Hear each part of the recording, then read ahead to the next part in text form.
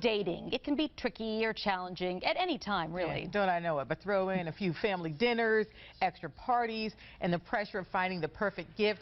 And dating at the holidays can be as complicated as Santa plotting his route. All right, Laurie Berzack from Carolina'sMatchmaker.com joins us now with more on how to navigate what can be a difficult season for some people. Laurie, how are you? I'm good. It's good to see you both. Good to see you too. Okay, so let's talk about dating during the holidays or being single as well. If you're in a new relationship or you're out looking for love, you say one thing that can help you get through the season is to look for new traditions. What do you mean by that? Yes. Well, a lot of times people go to the same parties, they see the same people, they wear the same clothing, all those little holiday sweaters and whatever. Get rid of those. You need to do different things. First of all, I want my single friends to get out there. Go to as many parties as you can, and go to the ones that you might have been avoiding also the last few years because you didn't know anyone, perhaps. Just remember, you want to get out there, you want to promote yourself, you want to network, you never know who you're going to meet, and go in with a smile on your face. And do something new. Go get a makeover.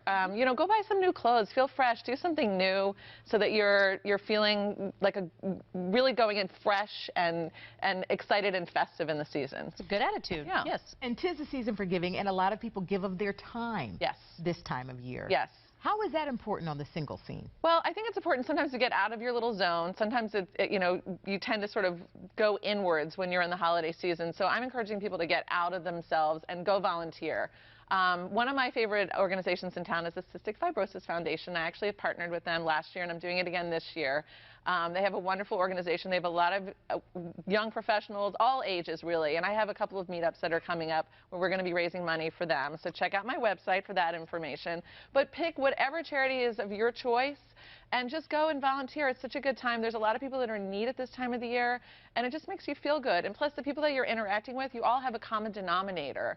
You all want to give back to the community. You're helping people, and you really can click on different levels doing that. I do know it's hard for a lot of people who are single during the holidays because I hear that from my single friends, and they think, I just don't want to go to a party. I don't want to walk in by myself. Yeah. But you're just encouraging people to sort of step out in that, be bold and brave, and go do it anyway. Exactly. Yeah. Exactly. You have to, and I know it's a really hard time of the year. I get a lot of phone calls around this time, and in January, a lot of times people aren't really making the effort to get out there really because they get sort of stuck in their day-to-day operations, and then all of a sudden they wake up and they think, oh no, another year has gone by and I still don't have anyone in my life, and that's when they give me a call. Okay. Okay, so Laurie, if you're early in the dating stages, what about those office parties and the family get-togethers? Do you not invite the new person you just met, or do you include them? It kind of depends, I think, on how long you've been dating and sort of your comfort level with the person. I think it's interesting to bring someone along and just be casual about it. I mean, you don't have to introduce that person as your boyfriend or your girlfriend, but just be real about it with the people that you're meeting. I'm bringing someone, a friend with me, or someone that I'm kind of interested in, to tell people. And it's interesting because the people that hire me often say to me, I want you to find me somebody who's very sociable, so that if I take them to a party, they're not kind of like leeching on to me the whole time. But it is sort of interesting to see how people interact in larger crowds, especially with your family. So I honestly don't feel like it's ever too soon to introduce someone to your family. Really? Because they really get to see sort of who you are in your own environment. I remember the first time I met my husband's family, right afterwards, was when he told me that he loved me.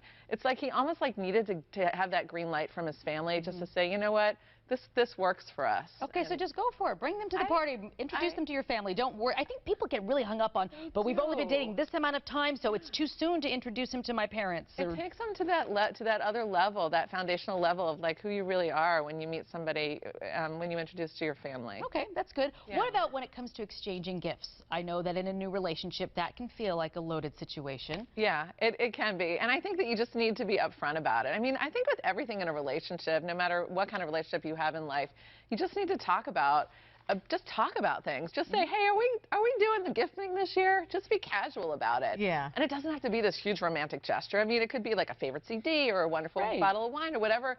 Something genuine that the person takes an interest in. It could even be, you know, going to the rock climbing wall together or massage or whatever it is. So I think just as long as you communicate about it ahead of time. Do you communicate how much that gift should be? Because in those early stages, you don't want to go overboard because that can get a little weird. Yeah, I agree. And I think just say something small. You know, let's just do a small gift this year and just have fun with it. See, I'm so they have all an about idea. communicating. I think just be honest. People overthink things, and if you just go, can we just agree we're going to spend $20, or you know, if you have some fun with it, then it kind of the tone yes, of the relationship also, and how you interact with each other. And if you bought something that was a little bit nicer, or you got something for the person you're interested in and they didn't get something for you, say, well, I just really wanted to get this for you, and I'm delighted to give it to you. It's a surprise. And I'm ticked off you didn't get anything from me. oh, no, we don't go there. Laura's very good. Okay. Laurie Berzack is very good. Carolina'sMatchmaker.com. Carolina'sMatchmaker.com. She's setting all kinds of people up. Lots of success. Thank you very much. Thank you. Appreciate it, Laurie. All right, coming up next, whipped cream and icing that's healthy. Can you even say those words in the same